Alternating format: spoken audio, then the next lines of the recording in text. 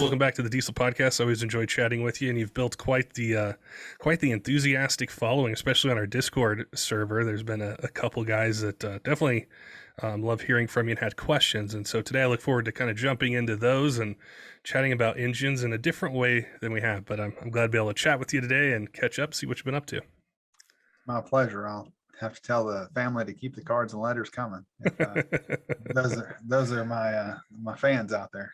Well, last time you were showing us around the shop a little bit and talking about it. How's the move been and kind of getting settled in and getting things up and running? It has been a learning experience, to say the least. I think that people don't realize how much goes into running a business, and I'm not just talking about making a product. I'm talking about the customer service aspect of it, to the production aspect of it, to the marketing aspect of it, to especially today with social media and digital marketing and things like that. There's so many different things going on with that, and I was not fully prepared. I don't think anybody ever is, but I was completely oblivious to the fact of how production actually runs. And so it's been a learning experience, trying to figure out how to make this thing flow continuously. And I've read a lot with Henry Ford lately about how, I thought something that was interesting that I read from him, back in, I think it was 1908, I think I was telling you about this before, where they were able to increase production by about 3 times what they were doing before, and it all came from the chassis line moving up 7 inches. So I think I've told other folks he was 7 inches from money, and It's so funny how you can be so close to something yet so far away. And it's the little things, it's the little foxes that spoil the vine, the Bible say, but it's the little things that make a big difference. And it's been a learning experience for me, for sure. So, Well, I know a lot of people were excited when we released your last episode, just to see what you were doing there in the shop, and really liked what you chatted about with, the business side of it.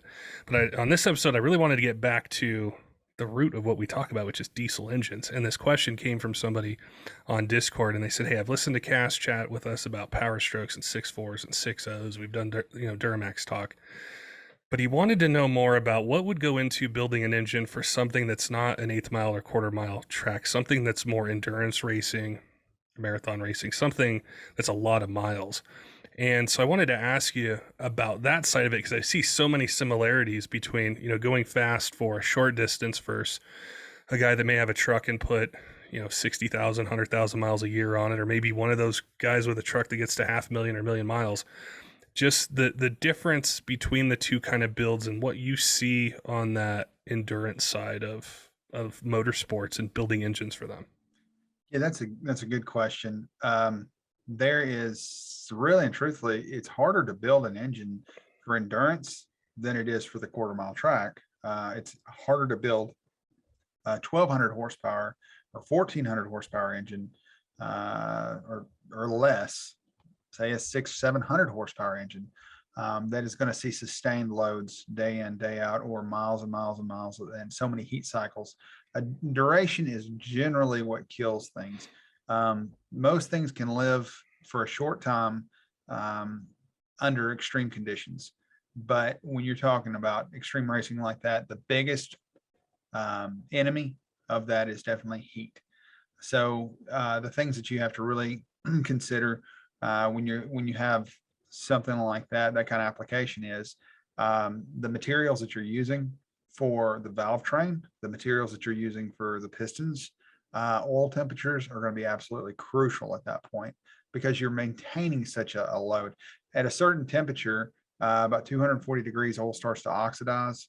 So that the hydrodynamic wedge that we talk about starts to break down, and we no longer have that bearing support underneath between the cam or the crankshaft and the bearing itself. So being able to dissipate those temperatures through proper oil cooling is imperative. As far as materials that I would use on that, factory, say like a factory valve train will come with a 21 4N valve typically. That's a 4% nickel content valve. That is fine under normal duress, normal loads. But once we start seeing this extended period of heat that's being introduced into the engine, 75% of the heat dissipation occurs from the valve seat area itself. If it can't extract that, 21, like a factory valve like that, it just it won't hold up. And what you'll start seeing is the failure from the head of the valve to the stem where they are mated together. You'll start seeing a valve drop and things like that. So higher quality materials, even a 23/8 valve or nitride hardened Inconel, things like that, super alloys that are able to withstand and maintain integrity. Those are really going to be crucial to that build. So materials are key at that point, and a good source for heat dissipation. That would be my advice to that, and that's the way we would set up a build.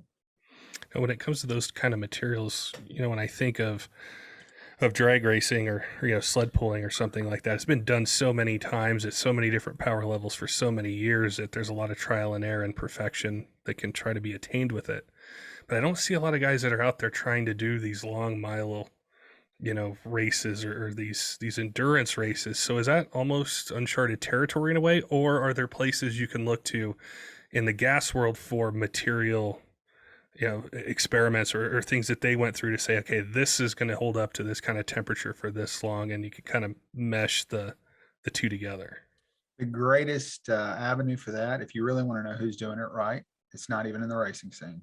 The people that actually have it right, as far as for longevity and durability, is in the industrial scene. I mean, everybody loves an ISP Cummins engine, but you got to remember where that came from, right? A 12 valve. You start looking at 3,400, 3,500, not 3,400, but 3,500 series Caterpillars, 3,600 series Caterpillars, QSK Cummins engines, these gen sets, stationary power, mining, marine application, these massive engines, and you won't see the same materials that they're using for maybe an individual or over the road truck or just a light duty pickup. So that material is really and truthfully the things that they're using for their valve trains and the surface finishes that they're using. They're so much further advanced in some ways than even the racing industry, believe it or not. It's pretty impressive to see. I remember Billy Godbold talking about surface finishes and how a friend of his at Caterpillar was able to exceed one of the whichever parameter it was that they were working with. He was able to exceed that because of some of the processes that they had in place for surface finishes. And Billy was just blown away by it, couldn't believe it. And this guy's been in the racing industry forever, and the other guy was coming from John Deere, so that, again, we're talking about heat cycles, and we're talking about something that's running nonstop all day, every day. And that's where you're going to find the most successful people. I mean, what lasts for them? I was talking to a friend of mine who's a piston manufacturer, and we were talking about the efficiencies of some of the new combustion bowls in the diesel industry, but specifically speaking, those in the industrial industry. And we're talking, when we say we have a fuel increase of maybe 3%, to us, 3%, it's not hardly worth talking about. Okay. But for them, that equates to hundreds of thousands, if not millions of dollars of savings. So they're really interested in getting the last dropout that they can. And really, I remember talking to Lake Speed one time, and he said, the same thing that I'm telling you right now is that industrial applications and the alloys that they use and the processes that they use are some of the things that are, maybe it's not an uncharted territory, it's just an uncharted application, basically. Now, how much of that kind of knowledge and experience would translate over to somebody who's not racing, but they're a hot shotter? I saw some posts recently from some guys with crazy miles, like on there's a Duramax, a 7.3 Power Stroke, and I thought, man, that's a lot of miles you got on it, and they're using it hard. But how does that translate over to the guys who are using their trucks to work? Oh, well, I mean, where you're going to see failures the most are not the guys that are pulling on flat. They're not pulling heavy loads on flat ground. It's the guy that gets on a 4 or 5 degree grade out west And I remember there was a guy when I was working on trucks. He We had put a new exhaust manifold on, and he just went up Pikes Peak or where it must have been, because when he came back, the exhaust was white. I mean, he had just got that thing smoking hot. But that is going, that's where you start seeing failures. That's where we work on a lot of the engines that we do for the Workhorse builds. A lot of people think, it's just a catchy name or whatever, it's this, that, and the other. But the actual materials that go in that are designed for working application. The engine is designed around maintaining that heat load for a longer duration of time. So again, valve train, increasing the material quality in the valve trains is absolutely imperative, because valve failure, you don't get a second chance at that. It's done. And that's where we're going to see most of the heat. We're working on something right now for oil coolers for the Power Stroke guys, that will help to give them an industrial, I'll put it this way, it's an industrial approach to a personal application, like a pickup truck or a daily driver application. So, but anyway, that's how it would, using that valve train and those materials, coating bearings, anything that we can do for thermal dissipation is applied to that. That's kind of our tactic going into it. This is probably a really naive statement that I'm going to make, but as far as you're talking about oil coolers, is when I hear those talked about a lot or questions asked from enthusiasts, I hear it most from guys who own Power Strokes. And I wanted to ask you about why do we hear it from them mostly? What is it that causes it? The issues with it, where you need to have a solution for them. I have seen guys with Cummins and Duramaxes say it every now and then, but it tends to be mostly the Power Stroke engine. Well, the Power Stroke engine is a Huey injected system, so you're already compressing. The heat of compression takes place anytime that you are. It's just a combined gas law effect. So when you compress a liquid, it's going to heat up because of the molecules that are bumping against one another. So you're fighting against basically two things at one time. One is the Huey system. For those listening that might not understand what Huey is, it's hydraulically actuated, electronically controlled unit injector. All it is that you're using oil pressure, the same lube oil pressure, to be able to fire the injectors. And because of that, you're really working, you're creating heat from two different sources. One is the heat that is being produced from, and a lot of people don't understand where heat comes from in an engine. Most folks think, okay, it's a combustion process. It takes most of the heat. If you take an engine, you stick it on a spintron, and you run it on the spintron, you'll see the oil temperatures run up to 210 degrees. Now people go, well, what's a spintron? For those listening that don't know.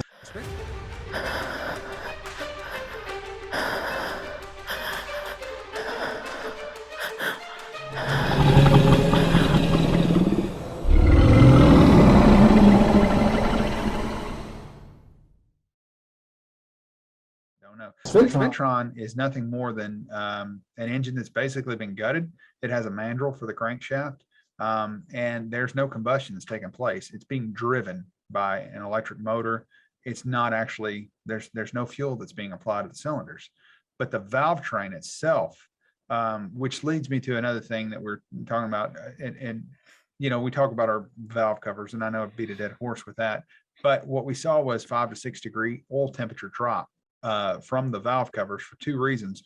One of which is because the oil dissipation from the valve train itself, that oil on top of that valve train helps to pull the heat out of the engine, which makes sense because the valve train is creating so much. Secondly, is because of the heat sink of the aluminum valve cover. There's a galley that runs all the way through the valve cover, and that galley basically takes that heat and then displaces it into the valve cover, and there's a fan that's blowing over it all the time. So you've got oil that's going through there that spray out before the orifices. But the reason for that is primarily because one is the 6 liter is a Huey injected system. Two, the 6.4 oil temperatures. A lot of it has to do with casting. The casting in the 6.0, 6.4s were more problematic with sand, not getting the sand out of the block itself. That was a big problem. So what happens is it stops at the oil cooler. And when the oil cooler stops up, we know the perfect storm that takes place. That's another reason why when we rebuild an engine or we're remanufacturing an engine, we take and we'll put it through a furnace, and then we'll take and put it through shot peen. That will actually does a couple of things. What it does is it stress relieves the block, but the other thing is it gets that sand casting and that loose. I mean, there's a tremendous amount of loose cast flakes and just brittle areas that just break off. If you don't get all that mess out of there, next time the guy goes to put an oil cooler in, he's going to wind up having a failure over and over again. Cummins oil coolers, Cummins didn't have near the problems with that casting issue though. A larger oil cooler, the Duramaxes, if you'll notice the L5P, there's a retrofit for that. You can use a larger L5P oil cooler to fit predecessor year models. That's a big savings. You're seeing that, with the LB7 that came out, when it came out, that they didn't, all right, let's kind of look at it this way. When the LB7, I would love to know the statistics on this. You should check this out. What was the average length of camper that was sold in 2001? What's the average length and size camper that's sold in 2021? I can tell you it's bigger. I can tell you it's taller, probably. I mean, there's more wind to be caught because you start seeing trucks nowadays with larger and larger cooling systems. I mean, the whole front end of the truck is built for one reason. I mean, it's redesigned so that they can have a massive radiator. So as we're getting into making these trucks, we're increasing the payload. We're having to do something to be able to dissipate this heat, because there's oil cooking the bearings like that. That's a quick way to kill an engine. You had mentioned earlier the Workhorse, and I wanted to go through kind of the different series of engines that you guys have, because I do see questions. We released an episode on YouTube. People ask about different, what kind of different series or what should I look to get? This is how I use the truck. So if you could give us just a breakdown of the different series and what they're geared up, how they're geared up to serve a truck owner. All right, so we basically got 4 different models. We've tried to do something where it was we had something for everybody. So the base model is going to be the closest thing that we have to stock. However, we don't sell anything that is actually stock. So the base model, where our start would be, is a Model C.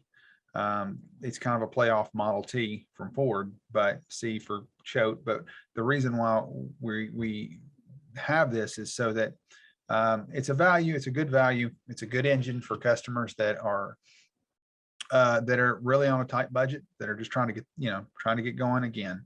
It's much better than what you would see with the factory. But the things that the C model has is that, for instance, on a 6-liter engine, it has head studs that just come standard with it. With a 6.4, it comes standard with a Max 4.7 piston. With whatever engine that we're working on, it will, if there's an imminent problem that's just obvious and apparent, it's going to be addressed. There's going to be that's going to be addressed with the Model C. However, it does not come with some things that I would highly suggest. Moving on to that, and it comes with a 12-month warranty. But moving from there, the daily driver, which is kind of a bad name for that. We'll probably wind up changing that before long, because people hear daily driver and they think, oh, that's just your put around type thing. But it actually comes with an upgraded 5-year, 100,000-mile warranty. It's balanced. It's blueprint board, torque plate honed. There's a lot of stuff that we're adding to our website. So a lot of the terms that I might throw out there for people that are listening that don't know what that means, you can go onto our website. And what we've tried to do on our website is, if you build out an engine, you can see a list or a link where you can say, well, what's torque plate honing? And there's a video that explains that. But the daily driver is for the guy that is keeping that truck. He wants a smooth running engine with good fuel economy, that he's going to be taking his boat to the lake. He's going to be hauling horses or whatever it might be. And then there is the Workhorse. The Workhorse model is just kind of like what we were talking about. It's a model that's just made to beat the mess out of. I mean, it's a rugged built engine through the camshaft design. We've worked with comp cams to develop a cam that has better spool for the turbocharger, lower EGTs, which is crucial. Again, going back to the guy that was asking the question about for endurance racing, the camshaft definitely has a huge bearing on what the life expectancy is the engine based off of what exhaust gas temperatures, how quickly we can evacuate the exhaust gases in that cylinder and do it efficiently by also keeping, as much of efficiency through airflow and volumetric efficiency, not even in a manner of basically a naturally aspirated attempt to without the turbocharger itself. So the push rods that come with that help with the deflection. That a lot of times guys will put a big camshaft in an engine, but don't realize that even though they're asking this cam to open and close this valve, there's so much deflection that happens in the push rods that you're not actually getting what you think you're getting. Even though the cam was ground for this, it's not actually open and closing the valves. So the push rods upgraded, like we said, upgraded valve train for heat, again, for heat loads like that, because we're expecting these guys to take these trucks and put them out on the road and to work them really, really hard. So that's billet flex plate. There's a new harmonic balancer, new flex plate. There's a lot of things like that that come with the Workhorse. And the last one that we have is pretty much the race series engine. This is the guy that's going to be taking it to the track on the weekends and then driving it to work. Probably not going to have a transmission that day, but at least he'll have an engine. It comes with billet internals. And we had somebody nickname it the CASS-QUATCH. Okay, I didn't name it that, but anyway, we thought, okay, well, sure, for the big-footed drivers, right? So anyway, we thought that was fitting. So, but that engine's just built for just to have a good time and to be able to make it home, So those are our 4 basic models. Do you offer those for the Power Stroke, Duramax, and Cummins? Or are they all set up We in do. those same categories? Nope, they're all for Ford, Chevrolet, Dodge guys. So and they're all geared around just like what I was saying. It just depends on what the guy's doing with the truck. The right application, and there's no one size fits all. It's one of my favorite questions when someone will message in and they'll say, "Hey, I want your opinion. You talk to these different companies and racers and enthusiasts. This is what I want to do with my truck," and they rattle off a bunch of things, and I'm like, "This touches everything. You're daily driving it. You want to race it. You want to tow it. Right. You want it to go 500,000 miles." Yeah. There is a compromise. Everything has a fuse. It's just a good friend of mine. We were talking about that the other day because we wound up seeing an issue with a certain block that was cracking, and we found out that there's a certain manufacturer of cylinder heads. The density of the head was quite a bit. It was quite a bit more dense. So these are things that you just don't figure on. I'm going to throw in, this is, for you get what you pay for on this. This is just a little tidbit I'm going to throw in. But we kept having this problem with the blocks cracking on assembly. We would catch it right before it went out. But the bad thing about it was you built the engine, you pressure tested it, you checked everything. And then that last torque, we were running up seeing this is an issue. But it wound up being the density of the cylinder head, because there's a certain amount of compression on the cylinder head. When you're tightening that stud down, you wouldn't think about it, but the stud actually is compressing that cylinder head, right? It's sandwiching it. Well, on a factory head, they are less dense. They will crush more. So that's basically affecting what your preload or your torque value is on the fastener. So everything has a fuse. The studs are so, they're 230,000 pound tensile strength rod. They're not going to break. The factory bolt would never be a problem because it would stretch. It's a torque yield bolt. But when you start adding all these things that are much higher quality, there's a fuse, and the block was a fuse, which stinks. But we called ARP, and ARP is like, man, we don't know. I mean, you let us know when you find out. And so we wound up sending them the things that we were seeing, and we did some load cell testing, and found out what we thought was happening was actually the case through some testing. So it's interesting, but yeah, there's always going to be a fuse somewhere. And sometimes it's not the engine, sometimes it's a trans, or sometimes it's a rear end, or whatever it might be. But yeah, give me a 5,000 horsepower, and I need 30 miles per gallon. Yeah, into a wind uphill. That's right. And all that stuff. Well, Right. you had mentioned the videos that you guys have on the website. I know you have a YouTube channel. I want to Mhm. ask you a little bit about that. What kind of videos you guys are doing? What people should search on YouTube to find you guys, be able to subscribe and see what you guys are Sure. talking about. Yeah, it's Choke Performance. You can find us if you just Google search Choke Performance. We're trying to constantly add every week videos. And I learned a long time ago that there's so much misinformation in this industry. It's not so much, it's kind of like Ronald Reagan said, it's not the Democrats don't know anything. It's just that they know so many things that aren't true. But there's so many people on the internet that have so much false information out there that we wanted something that was a good source to go to. So, and a lot of times people are embarrassed to ask a question, and there's no shame in that, not knowing. But sometimes it might be something that the machine shop may say. And, when I was getting started, that was all black magic. I didn't know what happened. I just knew that it came out shiny and it must be perfect, right? Yeah. Yeah.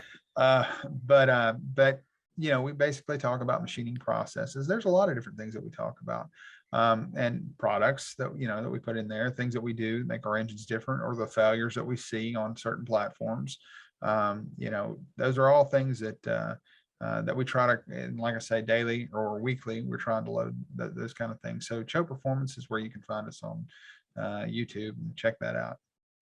That's one of the things I love about our podcasts and our chats is the way you explain things is I understand the why behind it. And so many places, if I'm looking for an answer and I go on YouTube or Google and search something, and I'll get just a short answer, but I want to know the why, what causes it, what are the things that lead into it, and that way I can better understand the topic. So I Right. know your videos are really informative, and I know our fans love to hear you chat. So I appreciate your time today, answering the question we got from Discord, telling us a bit about your shop and the way things are progressing in this huge building that you got, all the things that you have going on. So it's cool to catch up with you, Cass. I look forward to chatting with you again here soon.